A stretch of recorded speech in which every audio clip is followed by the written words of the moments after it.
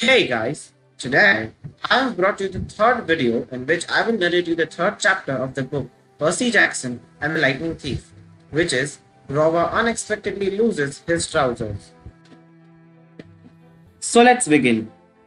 Confession time. I ditched Grover as soon as we got to the bus terminal. I know it was rude, but Grover was freaking me out, looking at me like I was a dead man, muttering, "Why does this always happen? And why does it always have to be sixth grade?" Whenever he got upset, Grover's bladder acted up, so I wasn't surprised when, as soon as we got off the bus, he made me promise to wait for him, then made a beeline for the restroom. Instead of waiting, I got my suitcase, slipped outside, and caught the first taxi uptown, East 104th and First Avenue. I told the driver, "A word about my mother before you meet her. Her name is Solly Jackson, and she's the best person in the world," which just proves my theory that the best people have the rottenest luck.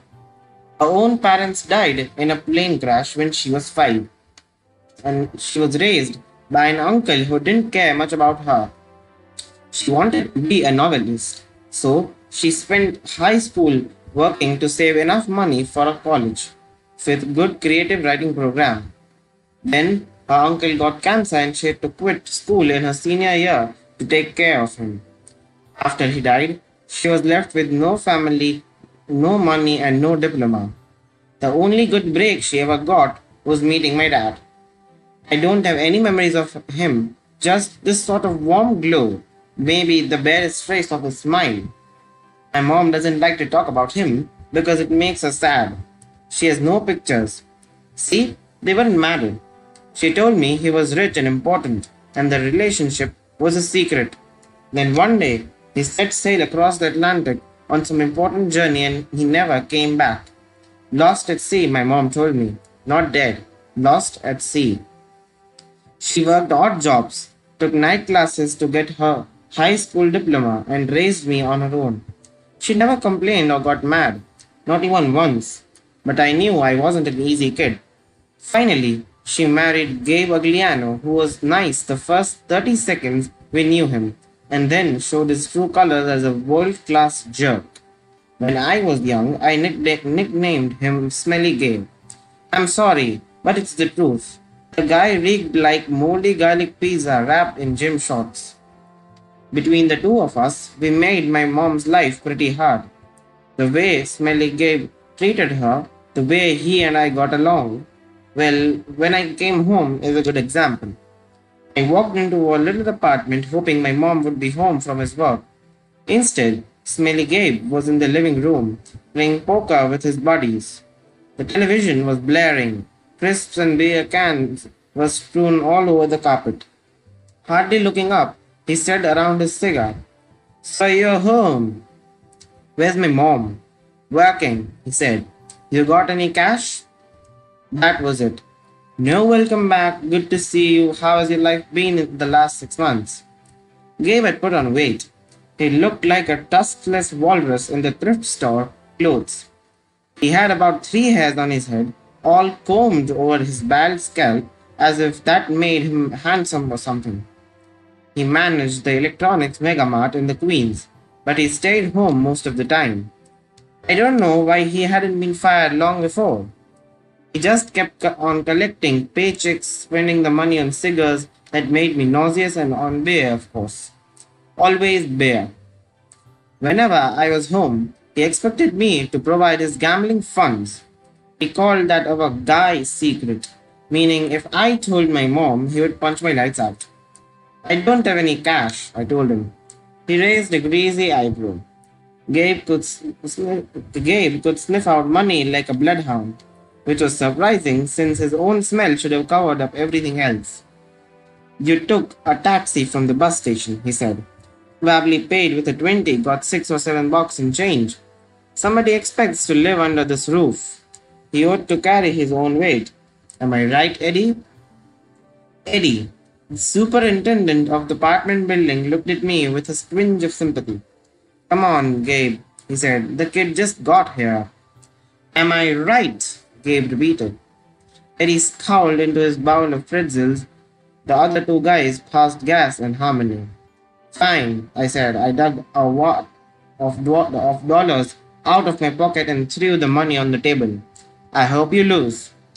Your report card came, brain boy, he shouted after me. I wouldn't act so snooty. I slammed the door to my room, which really wasn't my room. During school months, it was Gabe's study. He didn't study anything in there except old car magazines. But he loved shoving my stuff in the closet, leaving his muddy boots on my windowsill, and doing his best to make the place smell like his nasty cologne and cigars and stale beer. I dropped my suitcase on the bed. Home, sweet home. Gabe's smell was almost worse than the nightmares about Mrs. Dodds or the sound of that old fruit lady's shears slipping the yarn. But as soon as I thought that, my legs felt weak. I remember Grover's look of panic, how he'd made me promise I wouldn't go home without him. A sudden chill rolled through me.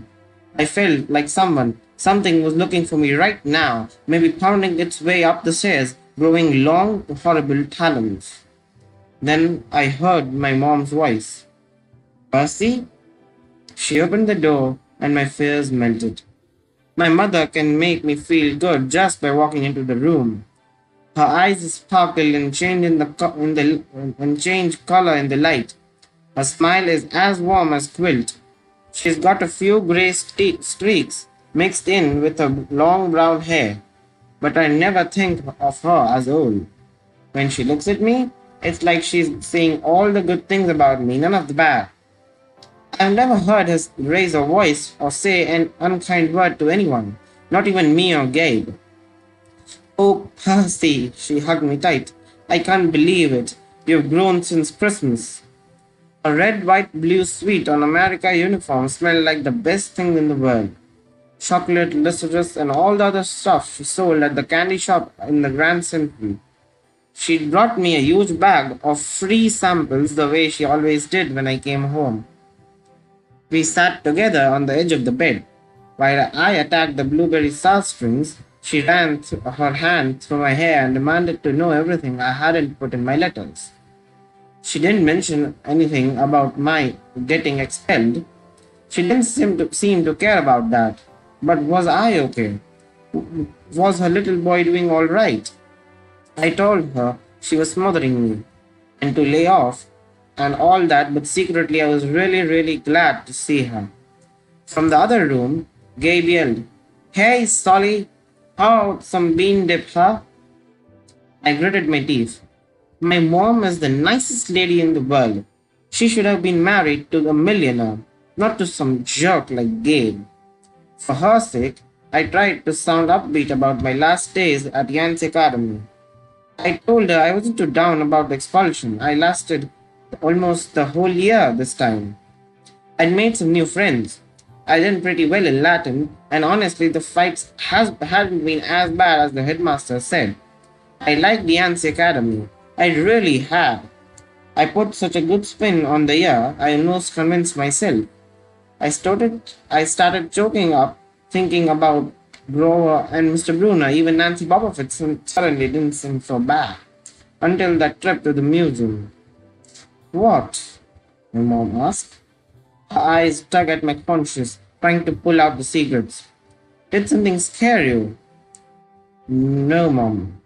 I felt bad lying. I wanted to tell her about Mrs. Dodds and the three old ladies with a yarn, but I thought it would sound stupid. She pursed her lips. She knew I was holding back. She didn't push me. I have a surprise for you, she said. We are going to the beach. My eyes brightened. Montauk. 3 nights, same cabin. Then she smiled as soon as I get changed. I couldn't believe it. My mom and I hadn't been to Montauk the last 2 summers because Gabe said there wasn't enough money. Gabe appeared in the doorway and growled, Being it solid? Didn't you hear me? I wanted to punch him, but I met my mom's eyes and I understood she was offering me a deal. Be nice to Gabe for a little while, just until she was ready to leave for Montauk. Then we would get out of here. I'm on my way, honey, she told Gabe. We were just talking about the trip. Gabe's eyes got small. The trip? You mean you're serious about that? I know. I knew it, I muttered. He won't let us go. Of course he will, my mom said evenly. Your stepfather is just worried about money. That's all. Besides, she said, Gabriel won't have to settle for bean dip. I'll make him enough 7-layer dip for the whole weekend. Guacamole, sour cream, the works. Gabe softened a bit. So this money for your trip, it comes out of your clothes budget, right? Yes, honey, my mother said. And you won't take my car anywhere but there and back. We'll be very careful. Dave scratched his double chin. Maybe if you hurry with that 7-layer dip, and maybe if the kid apologizes for interrupting my poker game.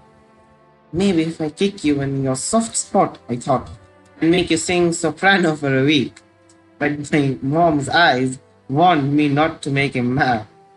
Why did she put up with this guy? I wanted to scream. Why did she care what he thought? I'm sorry, I muttered. I'm really sorry I entered your incredibly important poker game. Please go back to it right now. Gabe's eyes narrowed. His tiny brain was probably trying to detect sarcasm in my statement. Yeah, whatever, he decided. He went back to his game. Thank you, Percy, my mom said. Once we get to Montauk, we'll talk more about whatever you've forgotten to tell me, okay? For a moment, I thought I saw anxiety in her eyes. The same fear I'd seen in Grover during the bus ride, as if my mom too felt an odd chill in the air. But then her smile returned, and I figured I must have been mistaken.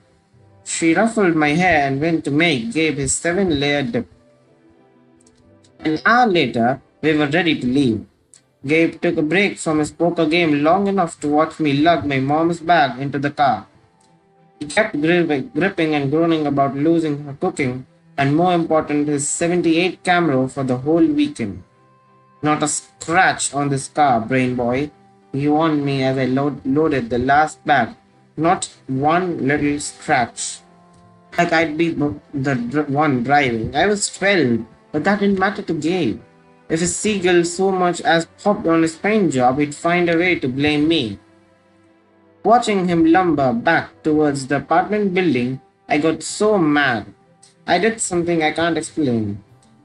As Gabe reached the doorway, I made the hand gesture I'd seen Grover make on the bus, a sort of warding of evil gesture, a clawed hand over my heart, then a shoving movement towards Gabe. The screen door slammed shut so hard it whacked him in the butt and sent him flying up the staircase as if he'd been shot from a cannon. Maybe it was just the wind or some freak accident with the hinges, but I didn't stay long enough to find out. I got in the Camaro and told my mom to step on it. Our rental cabin was on the south shore, way out at the tip of the Long Island. It was a little pastry box with faded curtains, half sunken into the dunes. There was always sand in the sheets and spider in the cabins, and most of the time, the sea was too cold to swim in. I loved the place. We'd been going there since I was a baby. My mom had been going even longer. She never exactly said, but I knew why the beach was special to her. It was a place where she'd met my dad. As we got closer to Montauk, she seemed to grow younger, years of worry and work disappearing from her face. Her eyes turned the color of the sea. We got there at sunset, opened all the cabin windows, and went through our usual cleaning routine. We walked on the beach, fed blue corn chips to the seagulls, and munched on blue jelly beans, blue salt water taffy, and all other free samples that my mom had brought from work. I guess I should explain the blue food. See, Gabe had once told my mom there was no such thing. They had this fight, which seemed like a really small thing at that time, but ever since my mom went out of her way to eat blue, she baked blue birthday cakes. She mixed blueberry smoothies. She had blue corn tortilla chips, and brought home blue candy from the shop. This, along with keeping her maiden name Jackson, rather than calling herself Mrs. Aquiliano, was the proof that she wasn't totally suckered by Gabe. She did have a rebellious streak like me. When it got dark, we made a fire. We roasted hot dogs and marshmallows. My mom told me stories when she was a kid, back before her parents died in the plane crash. She told me about the books she wanted to write someday, when she had enough money to quit the candy shop. Eventually, I got up the nerve to ask what was always on my mind whenever we came to Montauk. My father. My mom's eyes went all misty. I figured she would tell me the same thing she always did, but I never got tired of hearing him. He was kind, Percy, she said. Tall, handsome, and powerful, but gentle too. You have his black hair, and his green eyes. Mom fished a blue jelly bean out of a candy bag. I wish he could see you, Percy. He would be so proud. I wondered how she could say that. What was so great about me? A dyslexic, hyperactive boy with a D plus report card kicked out of school for the sixth time in 6 years. How old was I? When he left, I asked. She watched the flame. He was only with me for one summer, Percy. Right here at this beach, this cabin. But he knew me as a baby. No, honey. He knew I was expecting a baby, but he never saw you. He had to leave you before you were born. I tried to square that with the fact that I seemed to remember something about my father. A warm glow, a smile. I had always assumed he knew me as a baby. My mom had never said it outright, but still I felt it must be true. Now to be told he had never ever even seen me. I felt angry at my father. Maybe he was stupid, but I resented him for going on that ocean voyage, for not having the guts to marry my mom. He left us and now we are stuck with smelly Gabe. Are you going to send me away again? I asked her, to another boarding school. She pulled a marshmallow from the fire. I don't know, honey. Her voice was heavy. I think we'll have to do something. But you don't want me around? I regretted the word as soon as they were out. My mom's eyes welled with tears. She took my hand, squeezed it tight. Oh, Percy, no. I have to, honey. For your own good, I have to send you away. Her words reminded me of what Mr. Brunner had said, that it was the best for me to leave Yancy. Because I am not normal, I said. You say that as if it's a bad thing, Percy, but you don't realize how important you are. I thought Yancy enough would be far enough away. I thought you'd finally be safe. Safe from what? She met my eyes and a flood of memories came back to me. All the weird, scary things that had ever happened to me, some of which I tried to forget. During third grade, a man in black trench coat had stopped me on the playground when the teachers threatened to call the police. He went away growling, but no one believed me when I told him that under his broad-brimmed hat the man had only one eye, right in the middle of his head. Before that, a really early memory, I was in preschool and a teacher accidentally put me down for a nap in the cot that a snake had slithered into. My mom screamed when he came to pick me up and found me with a limp, scary rope I'd somehow managed to strangle to death with my meaty toddler hands. In every single school, something creepy had happened, something unsafe, and I was forced to move.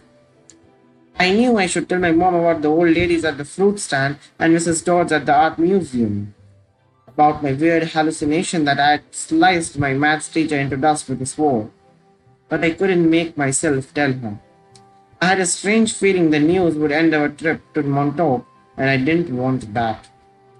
I've tried to keep you as close to me as I could, my mom said. They told me that was a mistake, but there's only one other option. The place your father wanted to send you, and I just can't. I just can't stand to do it. My father wanted me to go to a special school? Not a school, she said softly. A summer camp. My head was spinning. Why would my dad, who hadn't even stayed around long enough to see me born, talk to my mom about a summer camp? And if it was so important, why hadn't she mentioned it before? I'm sorry, Percy, she said, seeing the look in my eyes, but I can't talk about it. I couldn't send you to that place. I mean, saying goodbye to you for good. For good. If it's only a summer camp. She turned towards the fire, and I knew from her expression that if I asked her any more questions, she would start to cry. That night, I had a vivid dream. It was storming on the beach, and two beautiful animals, a white horse and a golden eagle, were trying to kill each other at the edge of the surf. The eagle swooped down and slashed the horse's muzzle with its huge talon. The horse reared up and kicked up at the eagle's wings. As they fought, the ground rumbled and a monstrous voice chuckled somewhere beneath the earth, goading the animals to fight harder.